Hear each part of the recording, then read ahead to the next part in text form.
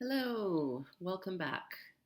So today I wanted to just do a quick video while it's on my mind. I do have some plans for some longer videos coming up.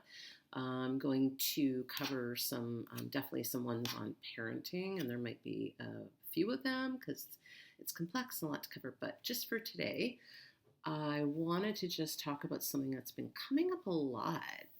It's come up for me over the years, but recently I've really noticed it more and more. And it's this idea that you can do therapy with a narcissist.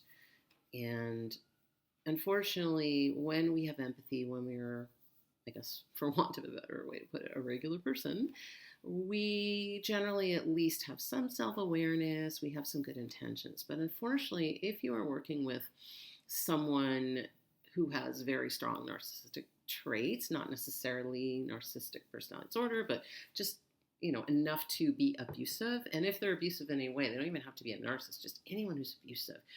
You cannot go to therapy with them because it's not safe. That's the bottom line. The whole point of therapy, or the whole way that we heal in therapy, is that we need to feel safe.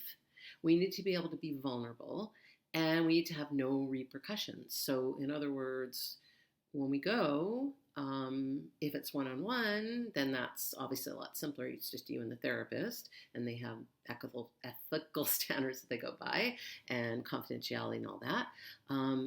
Or if somebody wanted to attend family counseling or couples or whatever, absolutely, for sure, if the person has self-awareness and has empathy. And then they're willing to do the work, and they're not going to, they're going in good faith, basically. Okay, so that is not the case with a narcissist. So if someone reaches out and they might say, hey, and again, none of this is based on any real cases or any real people, it's just general. It's just the general idea of it. So if there was someone out there, let's say, who contacts a therapist and they'll say, gee, I've been struggling with the relationship with my mom and I want to attend therapy with her. The problem is it's not going to work. So best case scenario, it's not going to work. Worst case scenario, the person will be abused and re-traumatized, because what's going to happen is that the narcissist, even if they willingly go, if they see a therapist, particularly a therapist who doesn't understand narcissism or may not see the pattern, the narcissist will try to triangulate. So they will try to get the therapist on their side. Now, that being said, a good therapist would never do that, because a good therapist, if they are seeing more than one person, that's still their client. So in other words, an individual is their client. If it's a family, the family is their client. If it's a couple, the couple. So there's no preferring one to the over, or prefacing one. There's kind of a neutrality taking place. Will they challenge some of the people? Absolutely. But that's in the context of wanting to work on the communication and the various relationships going on within that dynamic.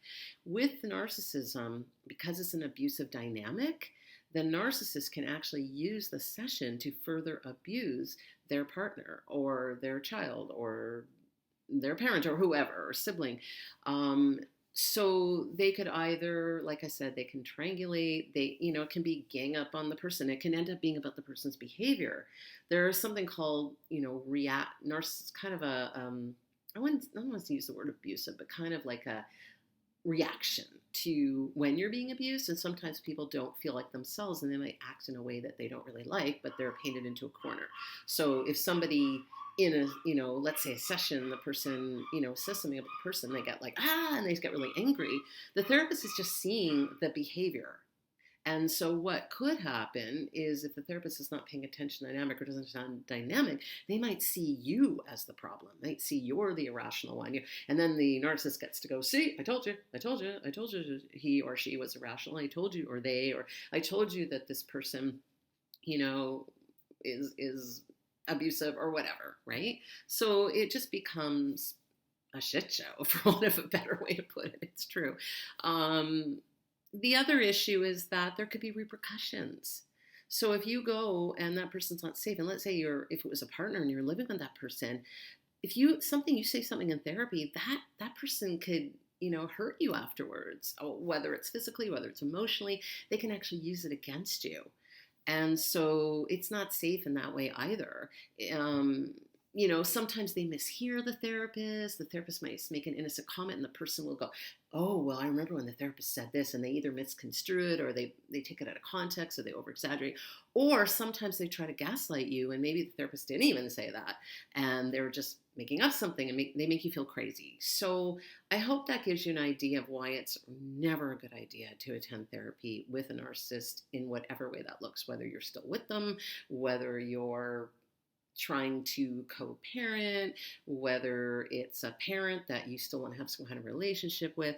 The only thing that you can do is get your own therapy and see if they'll go. I mean, chances are they most likely won't. And if they do, they're going to try and fool the therapist or manipulate the situation, or they might lie and say they did go and they didn't. That's on them. But it's not your responsibility. Your responsibility, all you control is you.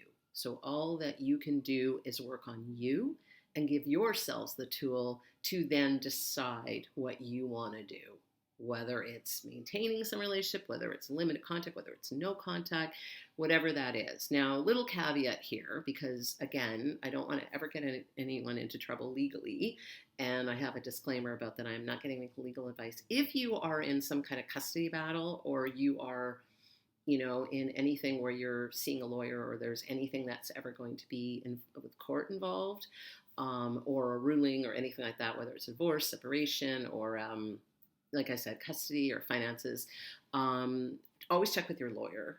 And sometimes you are mandated to go to counseling, which sucks. I don't agree with it, but you could be accused of parental alienation. There could be, you're forced to go to parenting classes or with a media or whatever. So those, unfortunately, you don't have a choice. You do have to go.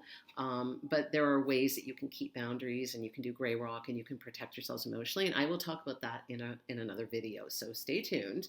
So we're not talking about that. We are talking about a choice. Like, gee, maybe this relationship will improve, or maybe I could salvage the relationship if I go to counseling with this person.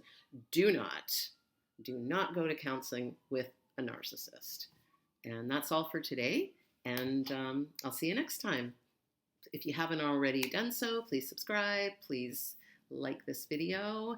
And I look forward to seeing you again. Bye for now.